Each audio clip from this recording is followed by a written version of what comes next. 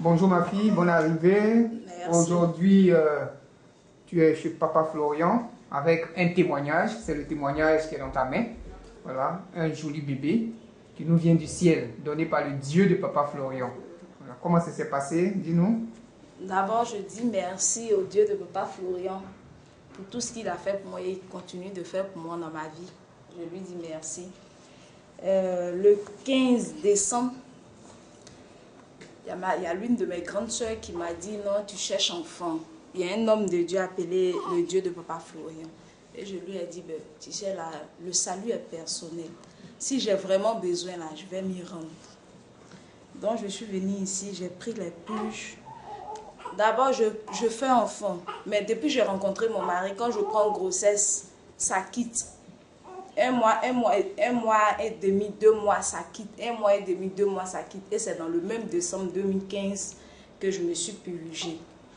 Et quand je fais d'habitude le test, là, ça sort négatif, malgré j'ai les symptômes de femme enceinte. De la manière je me sens, femme enceinte se sent. Quand je fais le test, ça sort négatif.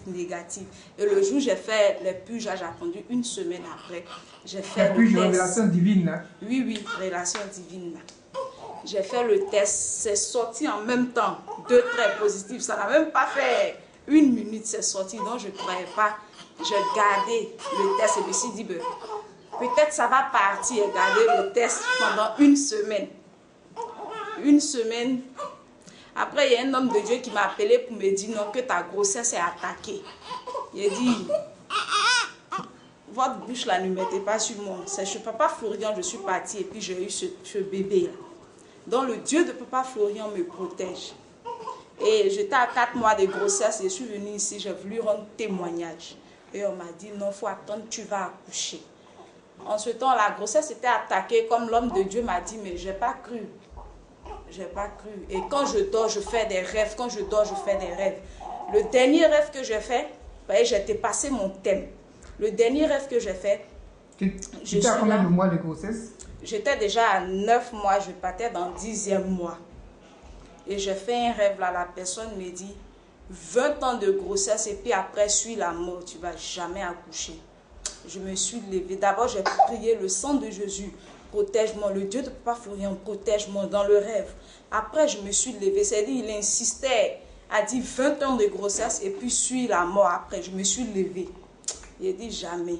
Si le Dieu de Papa Florian m'a donné cette grossesse que je voulais, m'a donné cet enfant-là. Lui seul, il sait ce qui doit arriver. Donc, j'ai appelé ma grande soeur. Peggy reçoit quand? Elle a dit d'abord, il faut l'appeler pour l'expliquer et puis tu vas suivre ce qu'il va te dire. Donc, Peggy a demandé à ce que je prenne 7 laits. Je suis venue, mais je n'ai pas les moyens des 7 laits. J'ai pris 4 laits et puis j'ai pris le sang de Jésus parce que je n'avais plus. Et il m'a dit en priant d'appliquer le sang de Jésus sur mon ventre et puis un petit bouchon, je prie et puis je bois. En disant toutes les mains noires ayant touché mon ventre, que le Dieu de Papa Florian brise et me fasse accoucher. Donc c'est ce que j'ai fait. J'ai même pris l'eau minérale là. De guérison miraculeuse. J'ai pris ça. Et le jour qui ont suivi, j'ai appelé ma grande soeur pour dire j'ai pris 4 laits. Elle m'a dit, mais il t'a demandé combien de laits? Il dit 7 laits, mais je n'ai pas les moyens. Donc j'ai pris 4 laits, il n'y a pas de problème. Donc boire les 4 laits là chaque jour et le reste là, moi-même j'ai payé, ça va te faire 7 laits. Mais Dieu merci, j'ai pris jusqu'à 8 laits. Et le lundi 12 septembre, je suis venue encore. La salle était déjà remplie, donc ils m'ont fait asseoir en bas en me disant c'est occupé, il n'y a plus de place, mais assieds-toi en bas. Et j'avais une soif de dromadaire. Je regarde le robinet et puis je suis là, je regarde, je ne sais pas comment dire aux jeunes qui sont en bas là, je veux boire l'eau. J'ai soif, je n'ai pas mangé avant de venir. Jusqu'à 9h, 8h. J'ai pris l'eau, j'ai bu. Je n'ai plus faim. Quand j'ai bu l'eau, je n'ai plus faim. Dans le ventre, je n'ai plus faim jusqu'à 15h. Ma grande soeur me demande, tu ne manges pas? J'ai dit non, je ne mange pas, je n'ai pas faim. L'eau de Papa Florian, j'ai bu là, ça m'a rassasié. Tout ce que je pense là, c'est comment j'ai accouché. Et lundi soir, aux environs 23h, j'appelle ma grande soeur pour dire, il y a une voix qui me dit, si je m'en vais à l'hôpital, qu'on provoque, je vais rester dedans. J'appelle ma grande soeur pour lui dire. Elle dit, dans ce cas, va quand même et puis tu vas consulter le docteur pour voir ce qu'il va dire. Je me suis rendue à l'hôpital le mardi. D'abord, en dormant, j'ai prié, j'ai dit au Dieu de Papa Florian, si j'ai dépassé mon thème, toi seul sais ce qui va arriver, toi seul sais comment je vais accoucher. Mais si je m'en vais demain là, si ce n'est pas provocation, ils vont provoquer, que tu sais que je vais m'en sortir. Qui provoque. Mais si ce n'est pas césarienne aussi, que tu sois parmi ceux qui vont me opérer, que tout se passe bien, soit dans la salle même d'opération. Donc je me suis rendue à l'hôpital, à la clinique, le mardi. Le mardi, la fête des douleurs était le lundi. Le mardi, je me suis rendue, le 13, je me suis rendue à la clinique. Et j'ai vu le docteur. Je suis rentrée, il m'a vérifié. Il dit, mais ça, c'est quelle grossesse, ça? Tu as fait dépassement de thème, mais ton col n'est même pas ouvert. Et j'ai regardé le docteur, je lui ai dit, on peut faire quoi? Il dit, si on provoque, vraiment, tu ne vas pas pouvoir tenir, tu vas rester dedans. J'ai dit, on peut faire quoi? Il dit, césarienne. Il dit, ok, donc j'appelle mon mari pour voir. Et la césarienne coûte combien? Il dit 250 000. Mon mari ne travaille pas, on s'est débrouillé. Il a perdu son travail. Donc j'appelle mon mari pour dire, on me demande une césarienne. Il dit, s'il provoque là, ça ne peut pas, je ne vais pas pouvoir. Donc il demande une césarienne, 250 000, on fait comment? Il dit, ok, j'arrive, je suis à Abidjan, mais je vais voir mes amis. Donc quand j'ai raccroché, j'ai commencé à prier. Je me suis rincée, j'ai commencé à prier. Pommader le sang de Jésus sur moi, en demandant au Dieu de Papa Florian qu'il touche le cœur des amis de mon mari pour qu'il puisse nous donner crédit. Je vais aller accoucher. Allons-y, allons-y. Je vais accoucher. Je commence à prier. Le Dieu de Papa Florian, protège-moi. Protège-moi, protège-moi dans la salle d'accouchement.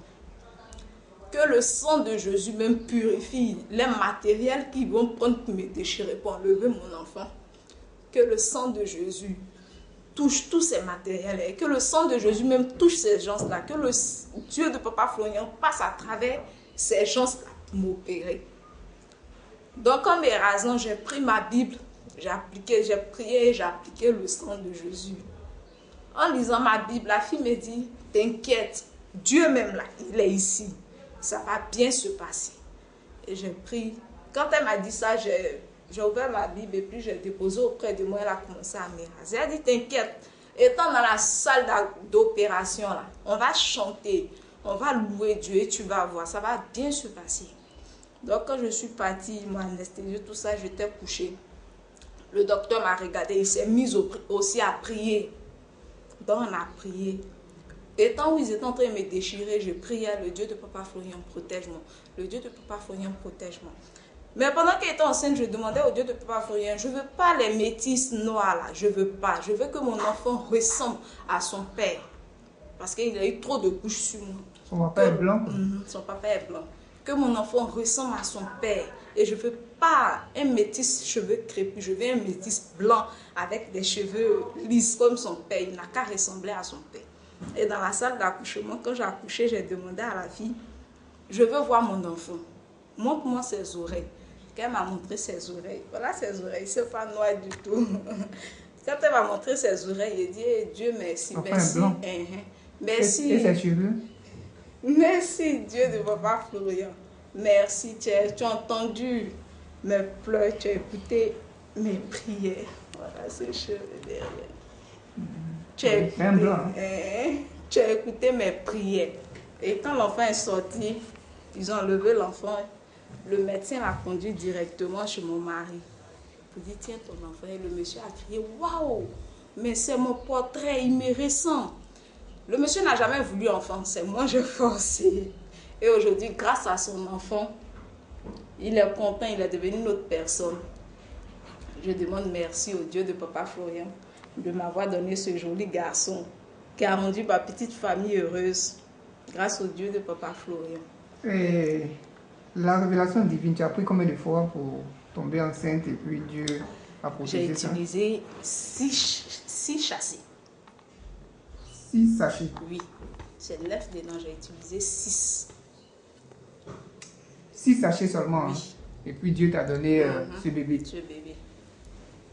Alors que quand tu prenais les grossesses, ça tombait. Ça tombe. Ok. Gloire au Seigneur. Tu fais de grandes choses. Gloire au Dieu de Papa Florian.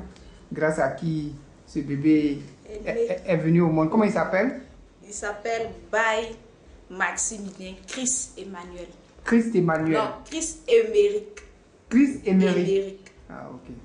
On voulait mettre Emmanuel là, mais ils ont demandé 4 noms. Donc on a enlevé Emmanuel, on a mis Chris Émeric. Baye Chris. Baye Maximilien Chris Émeric. Gloire au Seigneur, gloire au Dieu de Papa Florian Amen. qui continue de faire de grandes choses. Amen. Soyez bénis. Merci.